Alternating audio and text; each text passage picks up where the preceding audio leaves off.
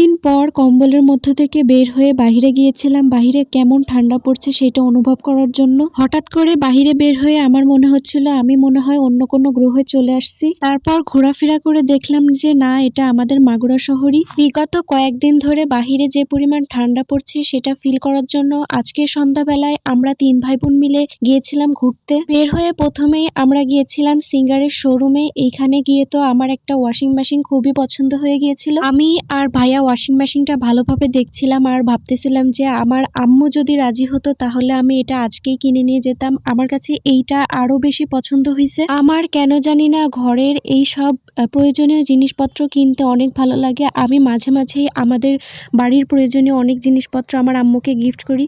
তারপরে ওইখানের কাজকর্ম শেষ করে আমরা আসি একটু মেলার মধ্যে, অর্থাৎ মাগুরাতে যে নতুন আনন্দ মেলা শুরু হয়েছে সেখানে। মেলাতে ঢুকে আমার প্রথমেই মনে হলো যে শীত মনে হয় শুধু আমারই বেশি লাগে, কারণ এই মেলা বেশ কিছুদিন ধরে শুরু হয়েছে কিন্তু আজকেই আমি প্রথম গেলাম। এরপর ভেতরে ঢুকে আমরা প্রত্যেকটা দোকান আগে ভালোভাবে দেখে নিচ্ছিলাম কোথায় কি পাওয়া যায়। এরপর আসলাম একটা ব্যাগ কেনার উদ্দেশ্যে। মেলার মধ্যে হাতে গোনা দোকান আছে মনে হয় 10টার মধ্যে 7টা দোকানেই ব্যাগ পাওয়া যাচ্ছে, কিন্তু একটা ব্যাগও আমার মন মতো হচ্ছিল না। মানে আমি যে টাইপের ব্যাগ চাচ্ছিলাম সেটা পছন্দ হচ্ছিল না। ব্যাগের দোকান দিয়েছে 5-7টা, কিন্তু খাবারের দোকান দিয়েছে মাত্র একটা। এইটা আমার জন্য খুবই কষ্টকর। যাই হোক, আমি আরেকটা দোকানে চলে গেলাম ব্যাগ দেখার জন্য। এইখানে বেশ ভালো ভালো হ্যান্ডব্যাগ ছিল। ব্যাগ তো আমার কোনোটাই ঠিকঠাক মতো পছন্দ হলো না, কিন্তু আমি ভাবলাম ব্যাগ কিনি বা না কিনে প্রতিটা ব্যাগের নাড়ি নক্ষত্র একদম চেক করে তারপরে বাসায় ফিরবো।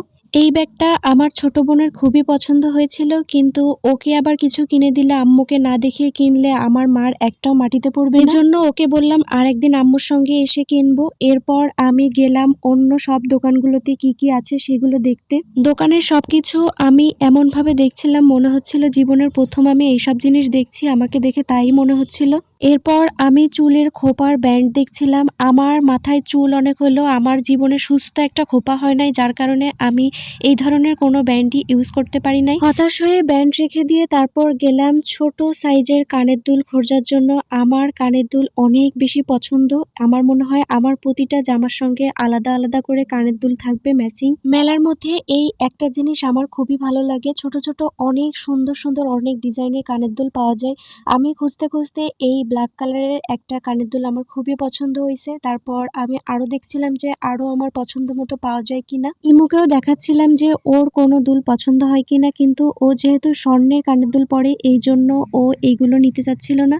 তারপর আমারও তেমন আর অন্য কোনোটা পছন্দ হয় নাই, তো আমি ব্ল্যাক কালারের কানের দুলটাই নিয়ে নিই। মাত্র 30 টাকা দেওয়ার জন্য আমি ব্যাগ থেকে এমনভাবে টাকা বের করছিলাম মনে হয় আমি ব্যাগে অনেক টাকা নিয়ে আসছি, কিন্তু আসলে তা না। মেলার মধ্যে অনেকগুলো দোকান হলেও তেমন কোনোই ভালো জিনিসই আমার চোখে পড়ে নাই। ভাবছিলাম এইখানে আমার কেনার মতো অনেক কিছুই থাকবে, কিন্তু আমি দেখলাম যে আমার কেনার মতো তেমন কোনো জিনিসই নাই।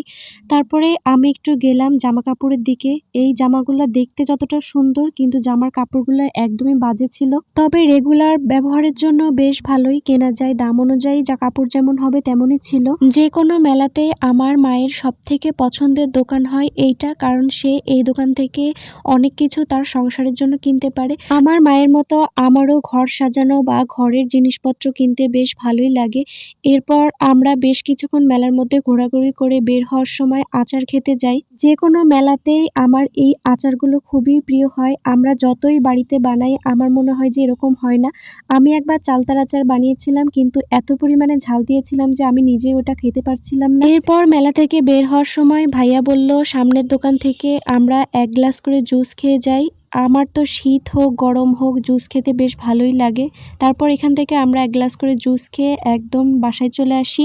অনেক বেশি ঠান্ডায় 3-4 দিন ধরে বাসার মধ্যে বসে থেকে থেকে আমার এত বেশি বিরক্ত লাগছিল যে আমি হঠাৎ করেই ওই দিন ভাইয়াকে বলি চলেন আমরা ঘুরে আসি। তারপর পুরোটা সন্ধ্যা ঘুরে বেশ ভালোই লাগলো। এরপর আমরা হাঁটি হাঁটি পা পা করতে করতে বাসার দিকে চলে এলাম।